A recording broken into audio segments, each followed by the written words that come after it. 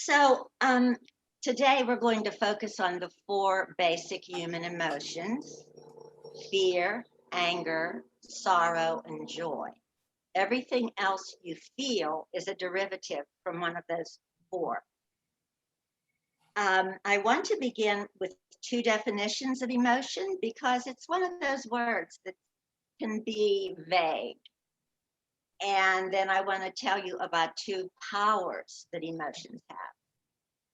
The first definition is just from the dictionary, and emotions are mental and physical responses triggered from within by a person, circumstance, thoughts, or a memory.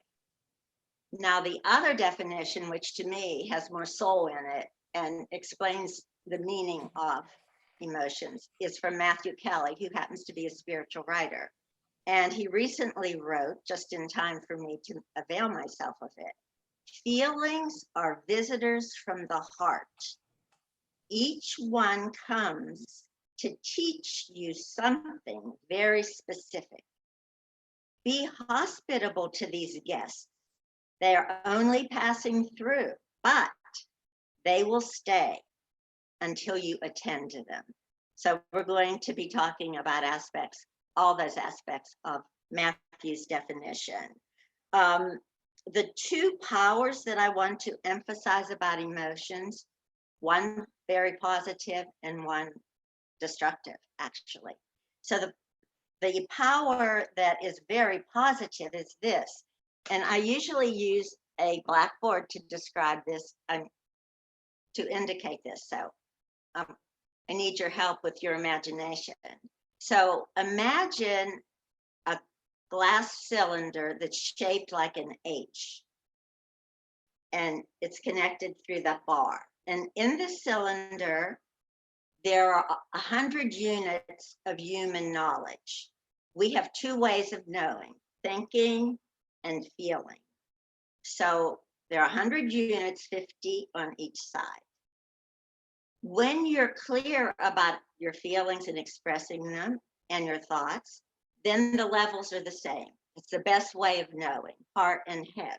However, there are times when the emotional cylinder is lively and it pulls the energy from the thinking cylinder, and one cylinder may be overflowing. And then in that case, the person has a problem with clear thinking.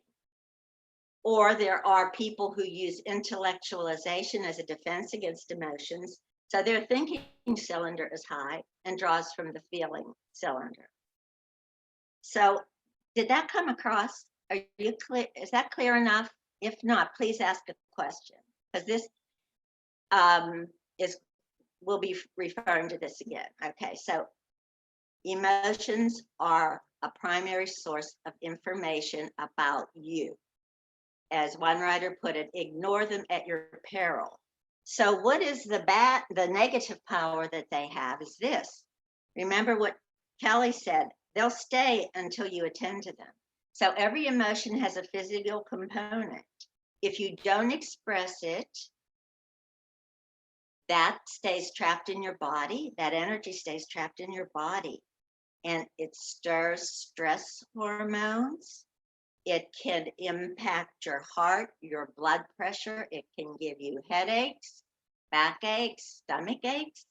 It has been studied that 80% of doctor visits are due to unexpressed emotions, which have triggered real physical symptoms.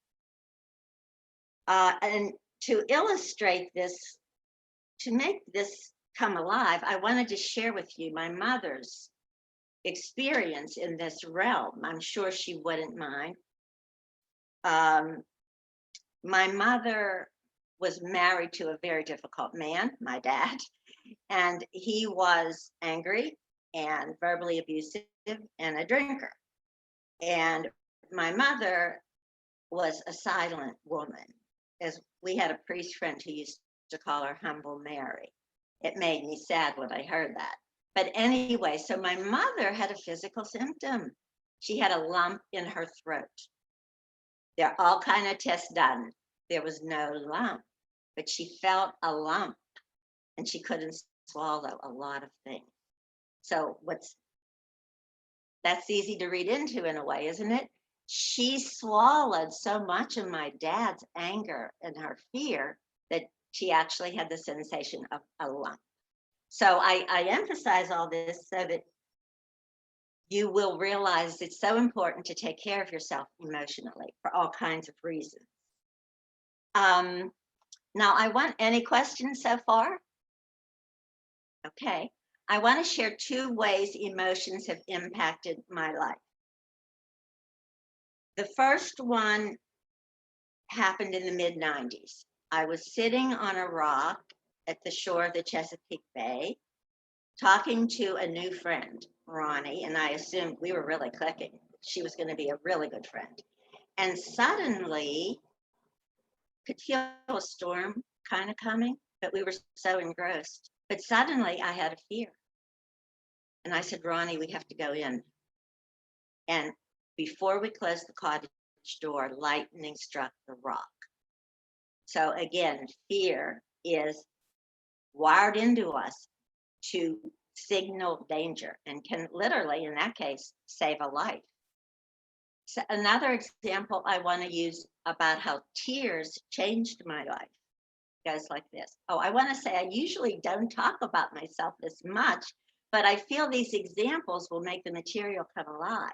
I suddenly felt shy about how much I was saying about myself. So at any rate, here's what happened with the tears. In the mid 80s, I was a journalist and I loved it, but I knew that I was going to need a divorce. So I knew that I needed a more lucrative profession. So I enrolled in Duquesne's master's for counseling. I loved it. But after I was there a while, I happened to be reading a magazine which described a writer's retreat. And while I was reading, I got tears in my eyes. I was stunned. And of course, I had to figure it out. Tears reveal a person's deepest truth. I was missing writing. I just closed myself off, but the tears let me know. And then I began to write essays when I felt inspired. So you can see why I'm fond of this topic, I hope, because it's life-changing.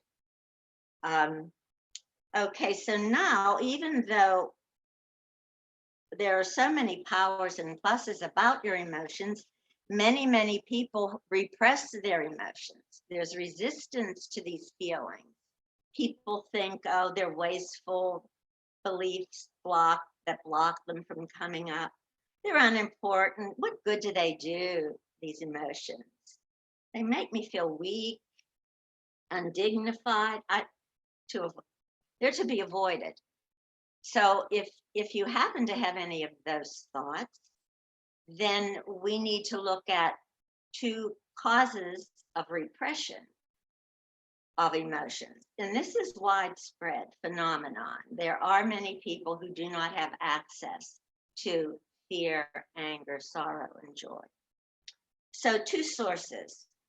By the way, this is programmed into kids during the first 5 years of their lives.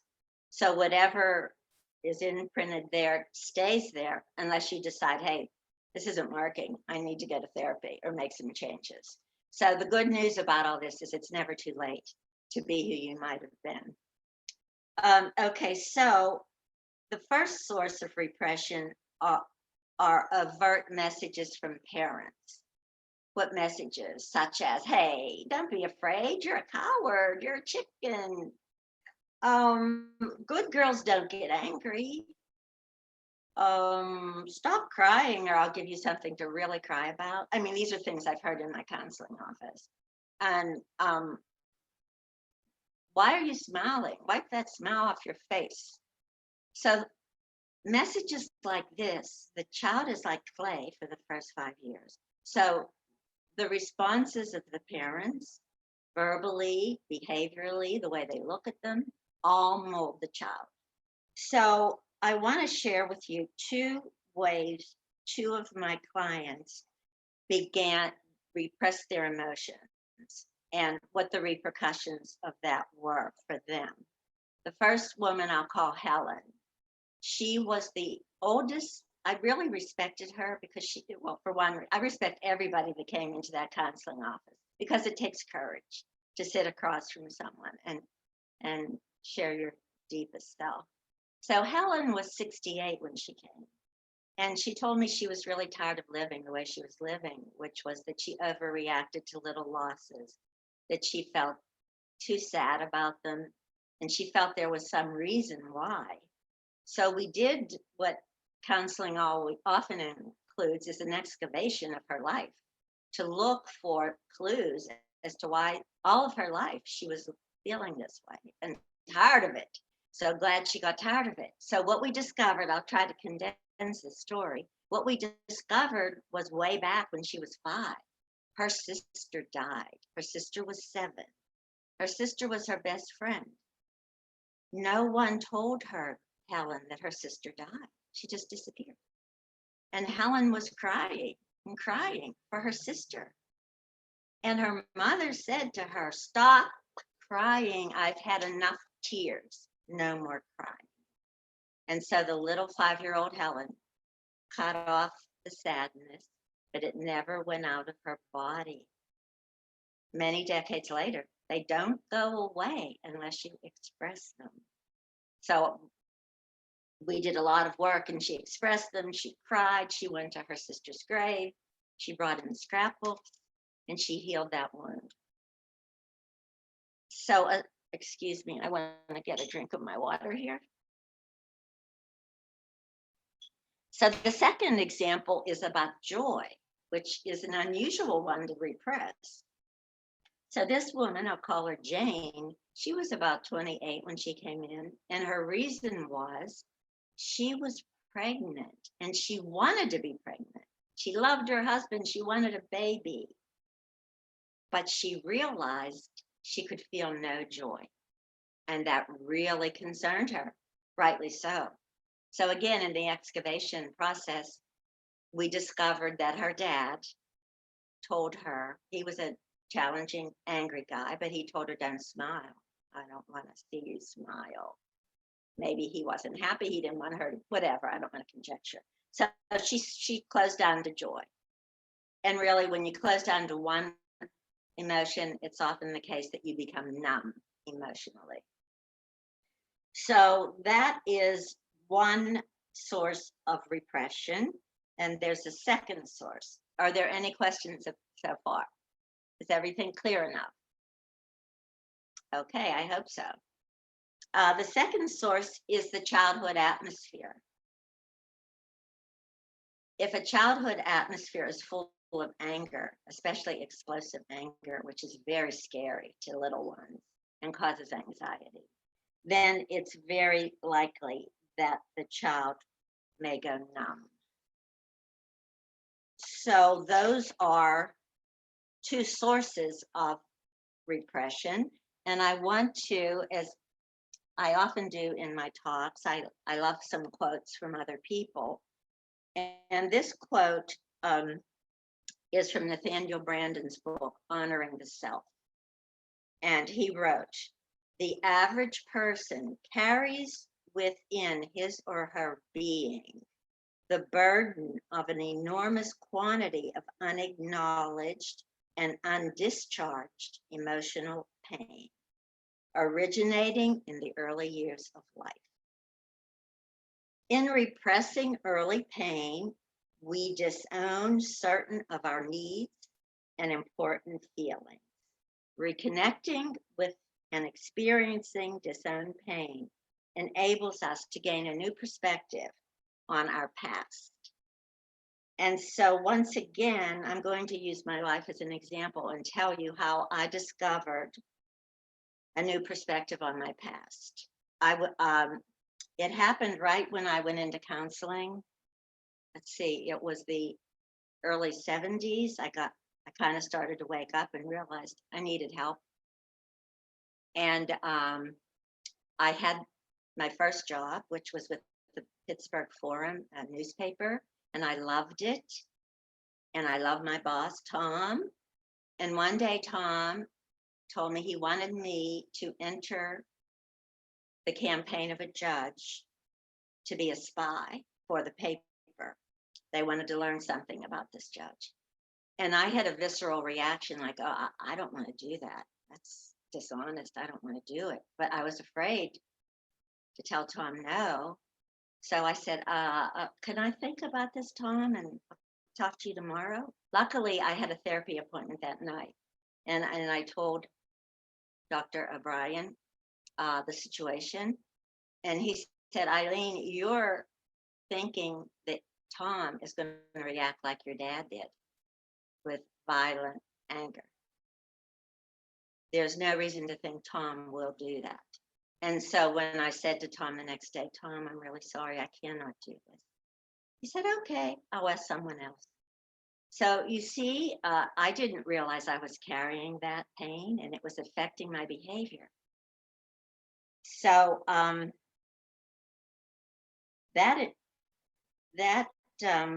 there, from the repressiveness and the pain of the past, I want to move on into prices you pay very clearly if you repress your emotions, if you don't invite them to emerge and pay attention to them. Any questions before I begin this section? Okay. So some of this will be obvious, I hope, from what I've already shared. The biggest price you could pay would be, the biggest price would come with your body, because you can literally damage your body. For example, fear resides in the stomach. And so many people that I'm aware of from my work had Crohn's disease or irritable bowel syndrome coming from not living a life of fear without expressing it. And so the major price you would pay if you don't honor your feelings would be bodily damage. As I said earlier, that trapped energy stirs the stress hormones and hurts your head, your stomach, your back. There's a book called You Can Heal Your Life by Louise Hay, and she details places in the body where the emotions tend to reside. Fear resides in the stomach, anger in the head, sadness in the chest. So if any of you are interested, you might want to check out that book. Now, in the early days, this was considered not scientific, but now you will see this kind of information on the websites like of Johns Hopkins and other major medical places. So let me see what else I wanted to say about that. Oh, here I have, there was a study, I can't read it. A Harvard professor did a study of women who self-silenced in difficult marriages. They held in their thoughts and emotions. It was found that these women were 4 times more likely to die over a period of 10 years than those women who, as this writer put it, said, let it rip when they were upset in the marital situation. So the second price you will pay is the mind may become cloudy. You may live in a quasi-mental fog because of the cylinders that I described earlier. If you aren't emptying or if you aren't keeping your feeling cylinder down to 50 units, as we discussed, then the higher it goes up, it's draining energy from your thinking. You're going to live in a mental fog. And I remember this reminded me of years ago when I did a story on widowhood and I interviewed lots of widows. And some of them, more than one, said to me, Eileen, I thought I was going crazy after my husband died because I put the roast in the cupboard instead of the oven, things like that. So you see what was happening to them. Their feeling cylinder was way high and took away they couldn't think clearly. And that's why it is commonly suggested that widows don't make any big decisions for at least a year, because it takes a while to get that clear thinking back. A third price you pay if you ignore your emotions is a decreased self-awareness. Remember, every emotion has a message to you and about you. If you don't listen to it, you are missing out on a chance to expand your self-awareness. And self-awareness is the foundation of all change. So it has all kinds of repercussions. Fourth price you might pay, a tendency to be moody.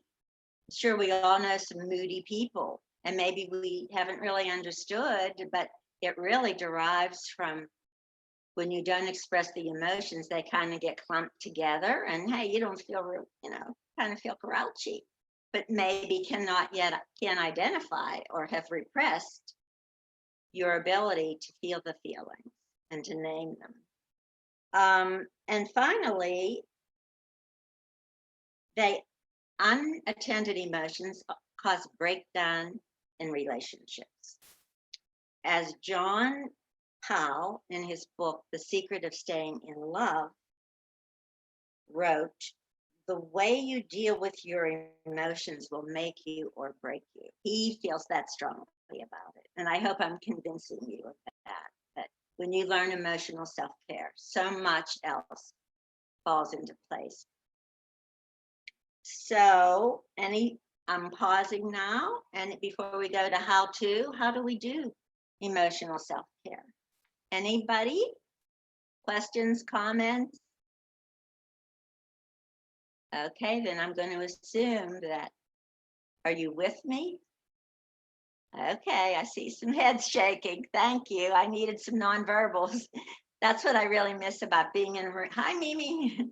Being in a room with people. You can see their eyes and get clues from the nonverbals. So, but I do appreciate that we have this Zoom. It took me a while to try it. I confess I was afraid. Excuse me a minute. Okay, so we're going to talk about how to take care of emotions.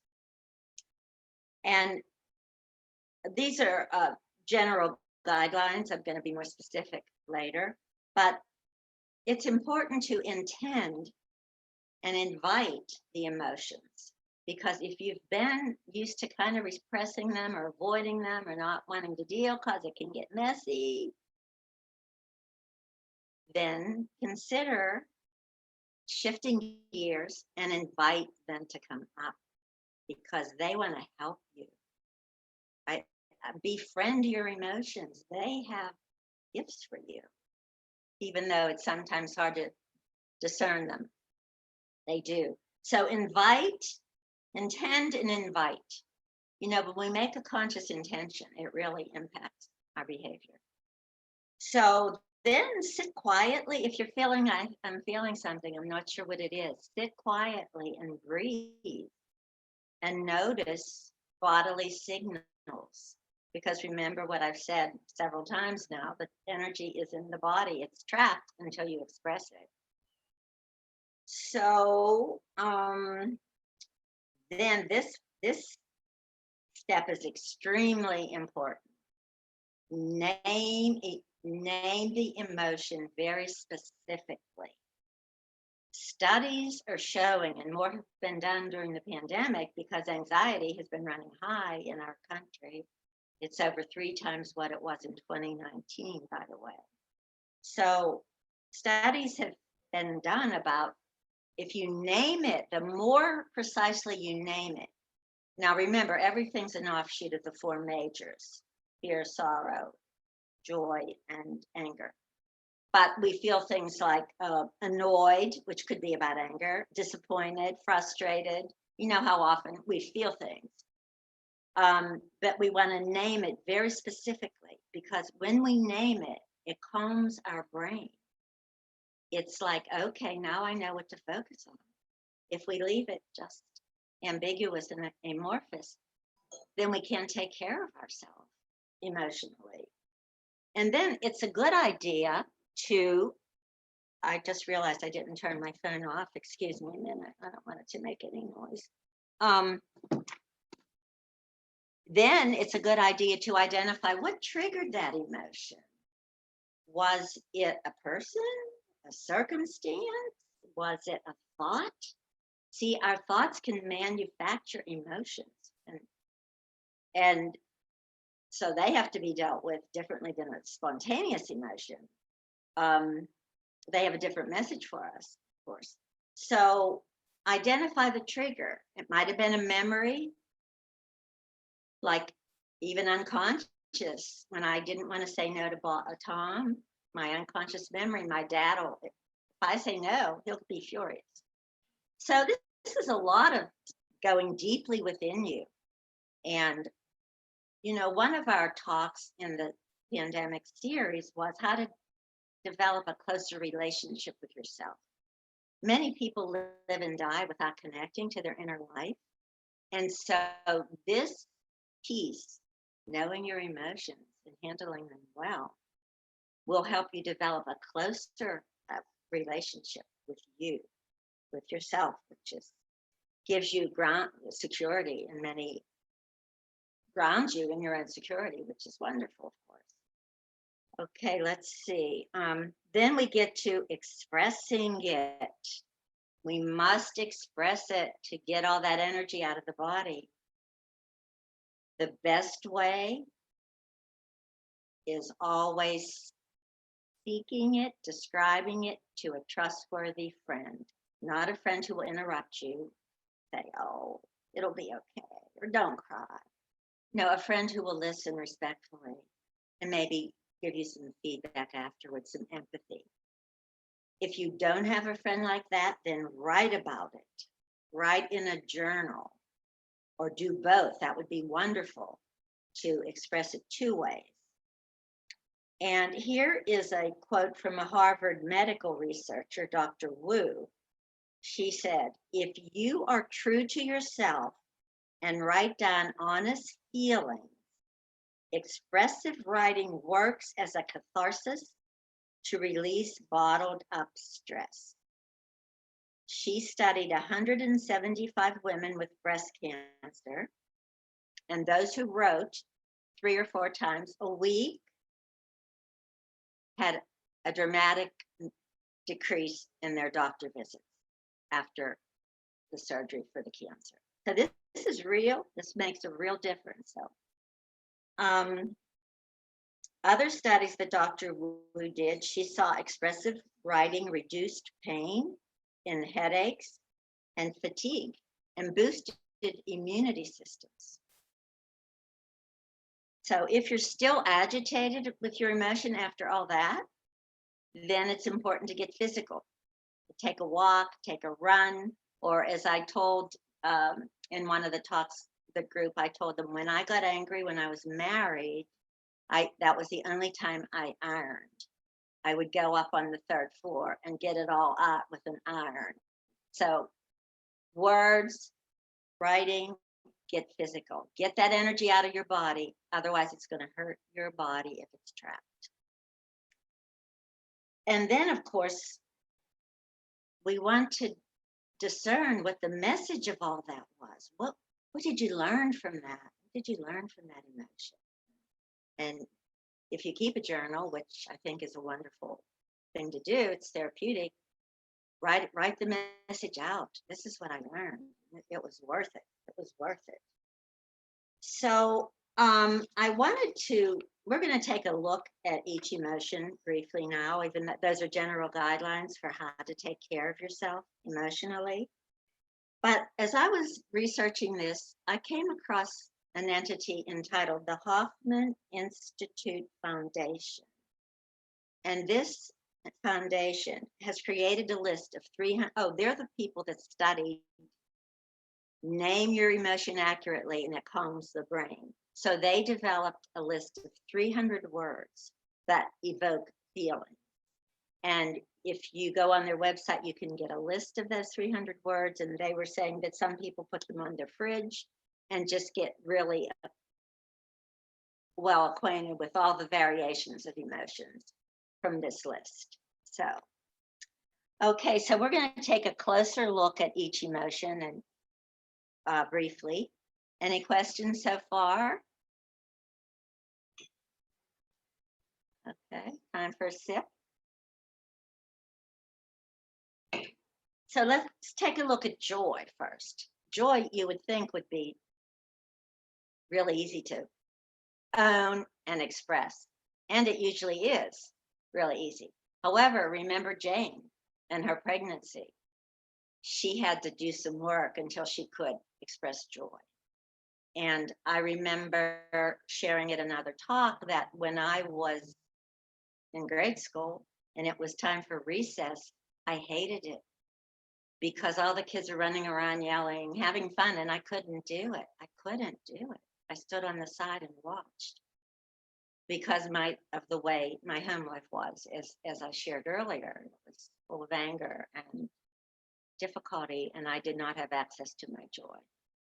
But again, through therapy, I was able to reclaim it, and I'm grateful for that. So that's joy. I hope you have access to it. I hope you enjoy it. I hope you sing and dance and even jump for joy. We all need that, especially now, right? So let's take a look at sorrow. Now, sorrow can be problematic because in our culture, some people think if you stay sad too long after a death, that it's kind of weak of you. Or many people think that, well, I'll give you an example. When I was volunteering at Mercy Hospital in spiritual care and going into patients' rooms and talking, many of them would end up crying, even just silently, and almost everyone apologized.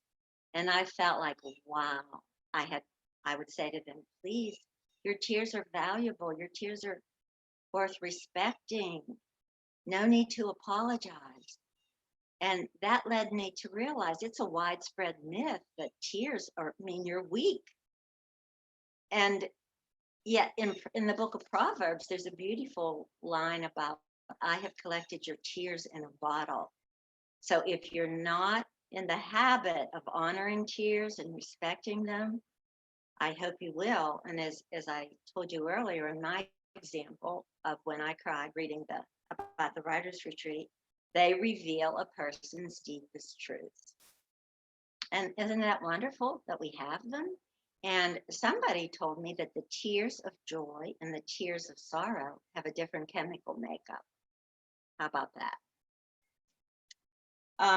So what else about sorrow? Oh, I always love to quote Shakespeare for sorrow from Macbeth. Give sorrow words. The grief which does not speak whispers to the overwhelmed heart and bids it break. So once again, the idea that if you keep it in the body, it's going to hurt you. William Shakespeare knew that. In one of my papers in the counseling, I actually said I thought Shakespeare was the world's first psychologist. And my professor was not impressed. You've got to be kidding, he wrote. I still believe he knew an amazing amount of good psychology. Okay, so, oh, wait, I wanted to give you an example of a client's tears that led to deeper work. Well, I had a client who told me she cried when she saw McDonald's commercials. So we had to investigate what about that caused her tears. And she gradually realized that in these commercials, her families were getting into a car and they were all excited because they were going to go get a Big Mac. So what she realized was her family never, ever, ever did get in a car and go anywhere. And so she had unexpressed sadness and grief about that. So again, her tears led us to the appropriate work. Okay, so let's take a look at fear now, with joy, sorrow, fear. Now, fear is wired into us for the beneficial purpose of signaling danger, and as I shared, could save a life. That's healthy fear. As in the pandemic, we had a healthy fear. We wore masks, and now we get vaccination. And then hopefully we didn't keep staying afraid. We did what we could. We let go and shift the focus from fear. However, fear has two first cousins that do a lot of damage. And the first one is toxic worry. Worry, of course, is a form of fear, right? People who have toxic worry live in fear of what can go wrong.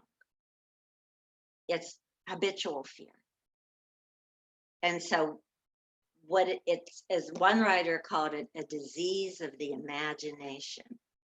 So there wasn't anything tangible they were worried about, but just on the lookout. What could go wrong? Imagine, that's such a sad way to live, so tense. What do you do? How do you address that? Because it's not grounded in reality, the only answer I know of is you shift the focus. When you catch yourself worrying, you make a choice to shift the focus to gratitude. We talked in our very first talk, Mark, do you remember? It was July, and we talked about the therapeutic impact of gratitude.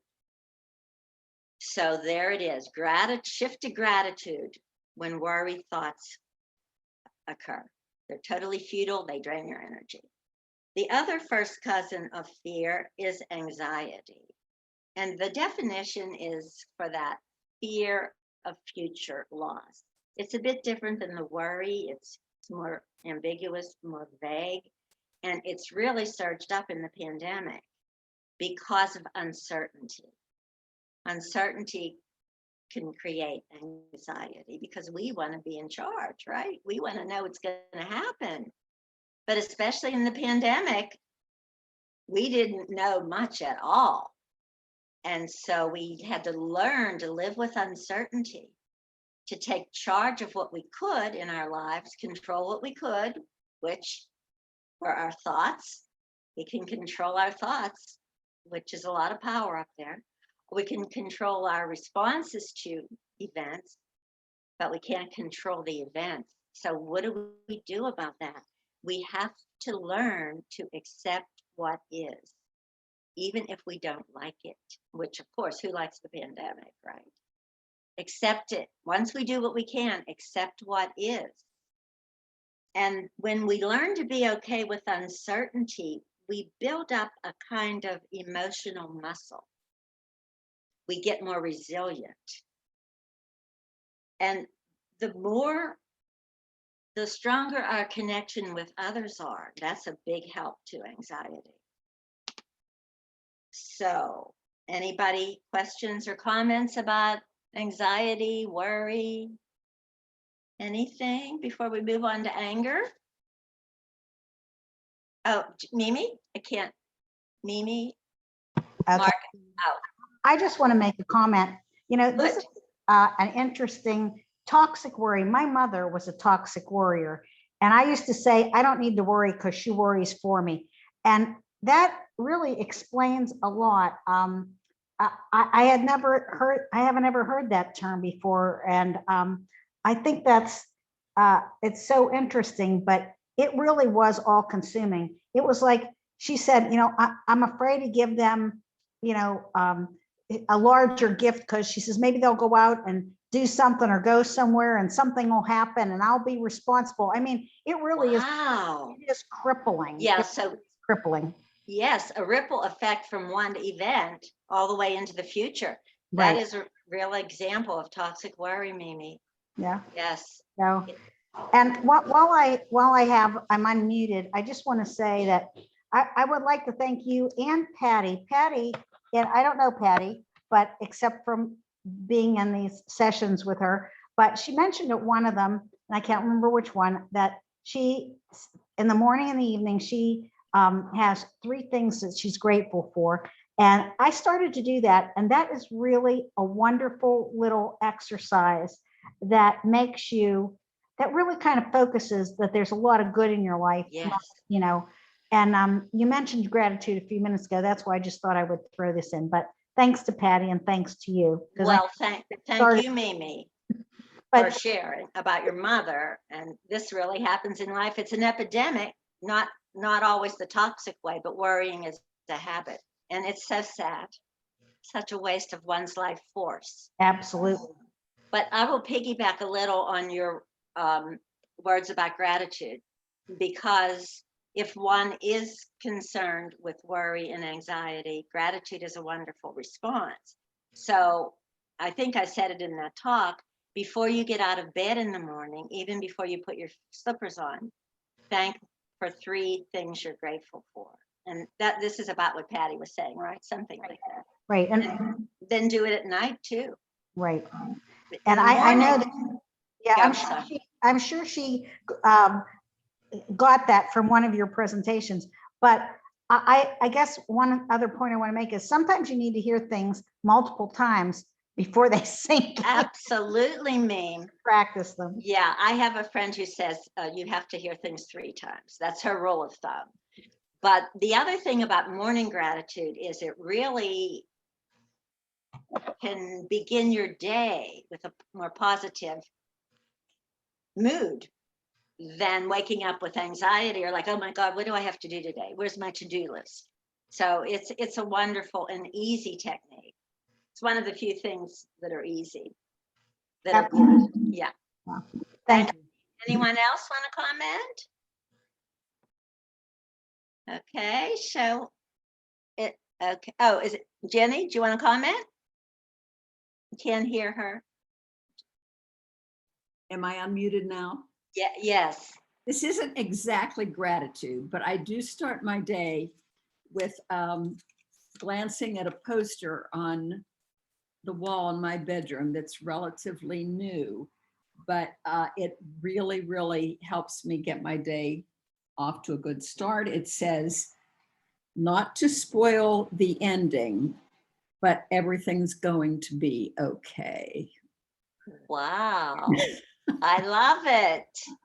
Yes. It came to me in a very personal way. The context perhaps is what makes it important to me. But in any case, it just starts my day off grateful to have an attitude about things being okay. It gets me started on a yes. It's amazing what that can do. Do you want to tell us what the picture is, or is it just words? It's not a picture. It's just all okay. Would you say it again? The words? Not to spoil the ending, but everything's going to be okay. Oh, I really like that. Thank you. There was an ending in my life last year that was quite devastating, and makes you think of other endings, of course. Right. And so when I saw this poster, not to spoil the ending, but everything's going to be okay, it just put all endings into a better perspective. It spoke to you and you responded. Yes, thank you. See, I'm so grateful when you share, because we all benefit from this kind of sharing. So thank you. Yes? Somebody I'm said, Marilyn. I wanted to share. I was diagnosed over 30 years ago with mental health issues. And the things that you're saying are true for me. And I do a lot of these things. But once a pandemic hit, and after about a year, I mean, I could get through each day. But after a year, it was like, this is enough. I've had it. And I didn't realize for some reason that you were doing all these programs. pandemic protection talks. Yeah, because I had seen you in person once or twice at the library, and I enjoyed what you had to say and how you presented it. But I don't know what were the other topics like this. Well, Mark, would you explain? Some are still available, right, Mark? Several of them are available on our YouTube channel, and I'll post the link in the chat. Thank you. Thank you for sharing, Barbara. Marilyn. Oh, wait. Oh, Marilyn, you're off the screen. I'm sorry. I didn't know you were there. Sorry. Thank you for sharing. I appreciate it. Okay, shall I resume? Okay, let's see. Where was I? On anger. Yes, because we just finished toxic worry and anxiety, and now anger. Anger is really challenging for a lot of people, because many of us grew up with anger in the house. And so we associate anger. Anger is terribly scary to little ones. It causes an intense anxiety. because these people, these parents, they're like gods to the little ones. And so when something goes wrong, they think it's their fault and they feel responsible. So the repercussions are tremendous if you grew up, especially in the first 5 years, with an angry household. It can be very difficult to permit yourself to be angry because you associate it with disaster. But again, as I said earlier, these feelings can be reclaimed with some work. Anger, the good anger is also, it's wired into us because it protects us from being violated. It lets us know when someone isn't treating us. This is one example. Someone isn't treating us well. And so it's important, and this was very common with clients. They would describe somebody treating them offensively, and I would invariably say, what did you say? What did you tell them? And the big answer was, oh, Eileen, it wouldn't do any good. It wouldn't change them. And then my soapbox was, we don't express our anger to change people. We express it because it strengthens our sense of self. And sometimes the person wants to change if they care about us and they think, oh my gosh, I better change my behavior. But the goal of expressing anger is to take care of yourself. And so how do you do that? The simplest way is something like, I'm angry at you. And then you need to say why.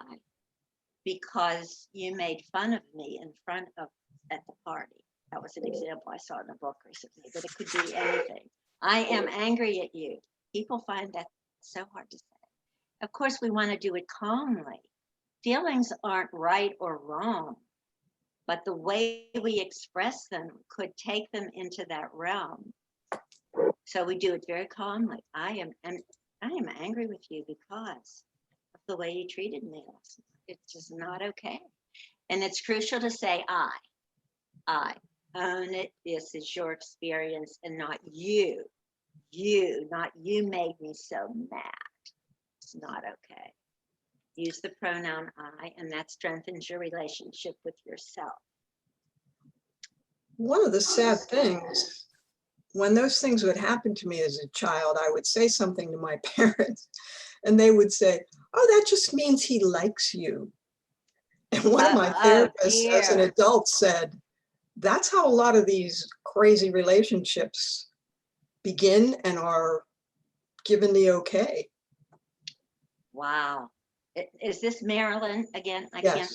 Okay, Marilyn, I'm sorry. You were on the screen and you disappeared, but I'm glad you're still with us. No, I'm back on. You should be able to see me. I can't see you. If you can hit the view button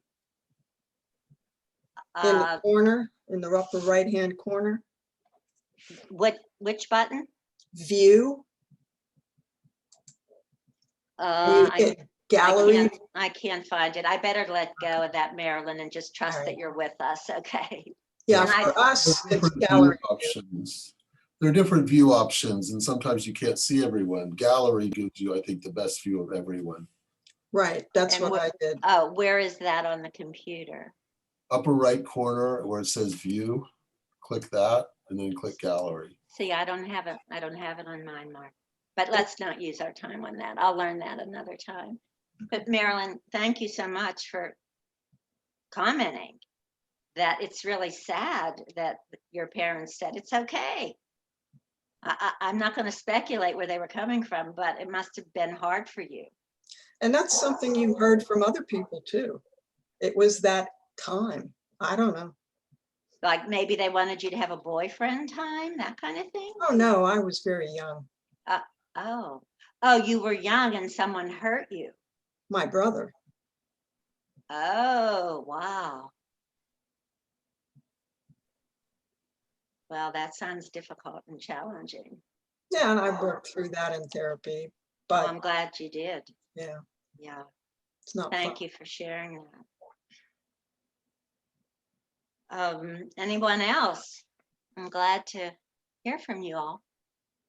Okay. So I'm just going to briefly mention that if you do all this work, here are the rewards. Again, I've mentioned them indirectly, but I'm just going to list them. If you take care of yourself emotionally, you're going to get guidance, like I did, from a lot of the emotions will give you guidance about your own life, and that increases your self-awareness, which is the foundation of all change. So now you have more choices you can make. You will have less stress in your life. You know, stress is an epidemic too. And it's so sad that if people would look within and take care, the stress could be reduced. And you will have better health. And this will all add up to more inner peace, which is really priceless. Now, Mark, let's see, what's our time? Oh, okay. Well, I have this, remember I told you I have this possible handout, Mark. I'm not sure I should use, I think it would take, oh, well, are you ladies willing to stay a little bit after 5:30 for this last piece? Okay, if we were together, I would have made this into a handout, and I'm going to send it to Mark, and he's going to print it and make it available at the library. But in the write-up, I called this the 10 Commandments of Emotional Self-Care. But as I was rewriting it, I realized it didn't work that way anymore. So I'm calling it 7 Guidelines for Practicing Emotional Self-Care. And the first guideline is to remind yourself of Matthew Kennedy's definition, because I think it is brilliant. I'm going to repeat it. Mimi, I don't think you were here for this, right? The definition? Okay. Matthew Kennedy, a spiritual writer, wrote this. Feelings are visitors from the heart. Each feeling comes to teach you something very specific. Be hospitable to these guests. They are only passing through, but they will stay until you attend to them. So as I look at these guidelines, they are extensive, so I'm going to let go of them for now. It doesn't feel right just to read them to you. I've implied most of this material already, but this handout would be helpful for you as kind of a summary or a review. So Mark, I'm going to send it to Mark tomorrow, right, Mark? And you're going, would you tell the group how you're going to make it available to them? If you send it to me as an attachment or something that I can copy into a Word document or something like that, I can print it out and people can stop by and ask for me, and I'll be happy to, or email me and I will send it to you, and I'll email it to you. Oh, that would be great. Then they won't have to come into the library. Either way, That if would be you're in the neighborhood, just stop in, but otherwise, I'm typing my email address into the chat now. Oh, good, And good. you can email me and say you want the document and I will send it to you. Okay, thank you. Well, ladies, Marilyn, Barbara, Jenny, and Mimi, it was good to be with you. Any last questions or comments? Anyone? Okay. Then I will leave you with the words of David Biscott, psychiatrist. It's again another way to look at it, to remind you of this. Every feeling is a message from you, to you, and about you. Ignore them at your peril. Honor them and find the royal road to your true self. So I hope you'll all get on that royal road. It was good to be with you, and I wish you a pleasant holiday weekend. Thank you. Until we meet again. Thank you, Mark. And thank you, Eileen. Bye, everybody.